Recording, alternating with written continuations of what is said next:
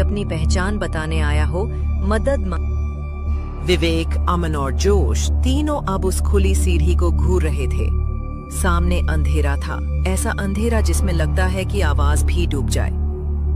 तुम दोनों नीचे आओगे या मैं अकेला जाऊं? नीचे? सच में जाना जरूरी है क्या? आए हैं तो जाएंगे भी, कोई पीछे नहीं हटेगा। तीनों ने टॉर्च जलाई और सीढ़ियों से उतरने लगे। हर कदम पर पुराने पत्थर चरमराते थे, जैसे किसी भूले हुए समय की आहें। नीचे उतरते ही एक बड़ा हॉल सामने आया। कमरे की दीवारों पर वैसी ही पुरानी लिपियां खुदी थीं, जिन्हें पढ़ना नामुमकिन था। बीचों बीच एक चबूतरा बना था और उस पर एक खाली दीपक, जिसमें अब भी हल्की सी गर्माहट थी। ये दीपक अभी बुझा है। कोई यहाँ था? या कोई अब भी यहाँ है? विवेक ने हाथ बढ़ाकर दीपक छू लिया। एकदम ठंडी हवा चारों तरफ फैल गई और पीछे दीवार पर वही धीमी आवाज गूंजने लगी।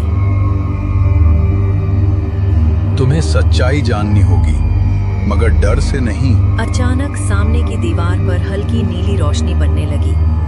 वो रोशनी धीरे धीरे एक आकार में बदलने लगी। लंबा चेहरा, गहरी आंखें, पर उसमें डर नहीं था, एक अजीब सी सहायता थी। मेरा नाम किसी शीला पर नहीं लिखा, पर मैं इसी मंदिर का एक हिस्सा हूँ। मैं बुरा नहीं। तुम कौन हो? हमें क्या चाहिए तुमसे? ये मंदिर जिस वजह से बंद हुआ, उसका राज किसी को मालूम नहीं।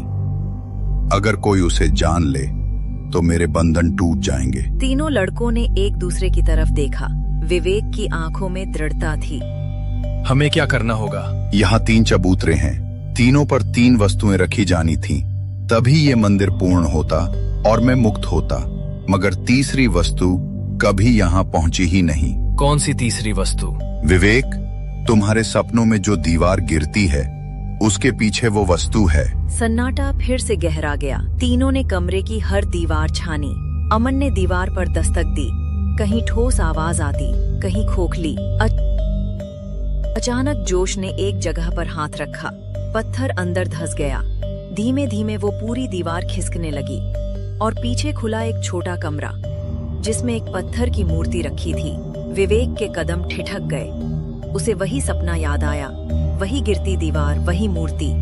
पीछे से फिर से वो आवाज आई। तुम तीनों ने जो हिम्मत दिखाई, उसका कर्ज मैं चुका नहीं सकता। मुझे डराने का कोई इरादा कभी नहीं था, बस इंतजार था किसी की मदद का।